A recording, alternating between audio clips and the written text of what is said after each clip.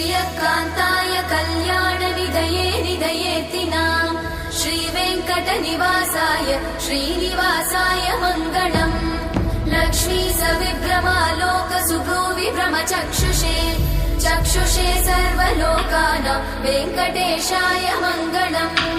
श्रीवेङ्कटाद्रिशृङ्गाग्रमङ्गलाभरणाङ्गये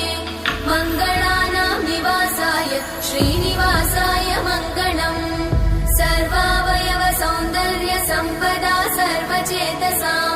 सदा सम्मोहनायास्तु वेङ्कटेशाय मङ्गलम्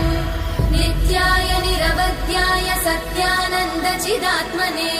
सर्वान्तरात्मने श्रीमद् वेङ्कटेशाय मङ्गलम् स्वतः सर्वविदे सर्वशक्तये सर्वशेषिने